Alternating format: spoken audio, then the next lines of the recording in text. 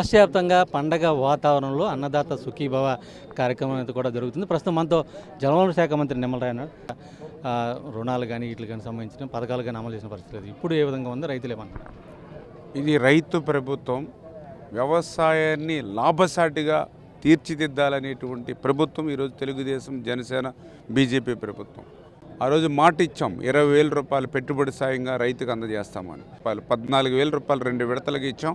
3వ విడత కూడా మళ్ళీ తొందరలోనే మిగిలిన ఏదైతే 6,000 రూపాయలు కూడా అందజేసి మరి ఖచ్చితంగా 20,000 రూపాయల పెట్టుబడి సాయాన్ని అందిస్తూ మాట నిలుపుకునేటువంటి ప్రభుత్వం. రైతే రాజుగా నిలబెట్టాలనేటువంటి ఆలోచనతో ఈరోజు ఈ ప్రభుత్వం పనిచేస్తున్నటువంటి పరిస్థితి. ఇంత చక్కగా ఈరోజు పరిపాలన చేస్తూ ఉంటే మళ్ళీ జగన్మోహన్ రెడ్డి వచ్చి వ్యవసాయం గురించి, రైతు గురించి మాట్లాడుతూ ఉంటే దెయ్యాలు వచ్చి వేదాలు వెలించినట్టుగా ఉన్నటువంటి పరిస్థితి.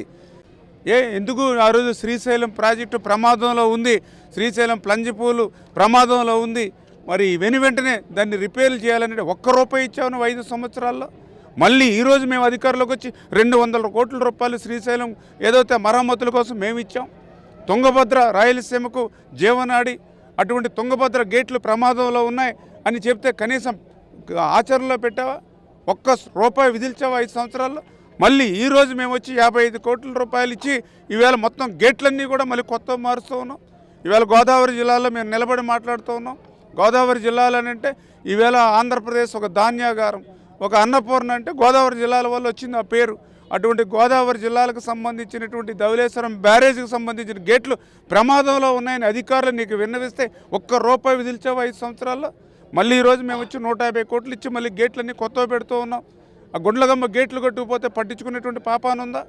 పులిచింతల ఇట్లా ఏదో ఫించా ప్రాజెక్టు, అన్నమయ్య ప్రాజెక్టు, ఊళ్ళు కొట్టుకుపోయాయి. 40-50 మంది అన్నమయ్య ప్రాజెక్టు కొట్టుకుపోతే చనిపోయినటువంటి పరిస్థితి.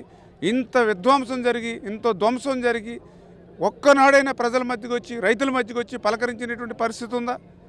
మళ్ళీ ఈరోజు అధికారం పోగానే ప్రతిపక్ష హోదా రానిటువంటి స్థితిలో కూడా మళ్ళీ ఈరోజు అబద్ధాలు, అసత్యాలనే మళ్ళీ ప్రచారం చేసేటువంటి విధంగా ఏదైతే ప్రజల్ని, రైతుల్ని మళ్ళీ ఒక ద్రోహం చేయాలంటే ఆలోచన ఏదైతే జగన్మోహన్ రెడ్డి వస్తున్నాడో దాని పట్ల కూడా చాలా జాగ్రత్తగా ఉండవలసినటువంటి అవసరం ఖచ్చితంగా ఉంది. ప్రధానంగా పెట్టుబడి సాయం అనేది కూడా అంటే రైతుల ఖాతాల్లోకి వెళ్తున్నాయి అని చెప్తున్నారు. కానీ కౌలు రైతులకు సంబంధించి వాళ్ళు వడ్డీలకు తీసుకున్న సందర్భం అయితే కౌలు రైతులకు సంబంధించి ఏ విధంగా ఏదైతే కౌలు రైతు కూడా చాలా చాలా అవసరం. ఎందుకంటే ఈవేళ 100కి 50-60% మంది ఈవేళ కౌలు రైతులే ఉన్నటువంటి పరిస్థితి ఉంది. అందుచేత అటువంటి కౌలు రైతులకు కూడా ఆదుకునేటువంటి విధంగా ఈ ప్రభుత్వం పనిచేయాల్సేటువంటి విధంగా ముందుకెళ్తూ ఉన్నాం.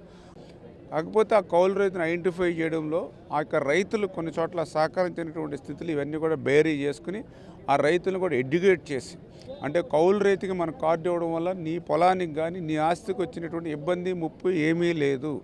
ఇది కేవలం పంట కాలానికి మాత్రమే మనం పర్మిషన్ ఇస్తూ ఉన్నాం. అతనికి ఇచ్చినటువంటి కార్డు ఆ పంట కాలానికి మాత్రమే అది ఉపయోగపడుతుంది. అందుచేత ఏ విధమైనటువంటి అధైర్యం అవసరం లేదని ఎడ్యుకేట్ కూడా చేసి ఆ కౌలుదారులందరికీ కూడా కార్డులు ఇచ్చి ఆ కౌలుదారులను కూడా ఈ యొక్క పథకంలో చేర్చేటువంటి బాధ్యత కూడా ఈ ప్రభుత్వం తీసుకుంటుంది. ఇది మొత్తానికి అటు రైతుల్ని అన్ని విధాలుగా పూర్తిగా ఆదుకునే విధంగా కూటమి ప్రభుత్వం కృషి చేస్తుంది. అలాగే కౌలు రైతులకు కూడా పెట్టుబడి సాయం అందే విధంగా పనిచేస్తామని కూడా మంత్రి రామానాయుడు స్పష్టం చేస్తున్న పరిస్థితి. విడుదల ప్రసాద్తో శ్రీనివాస్ టీవీ, తూర్పుగోదావరి జిల్లా నుంచి.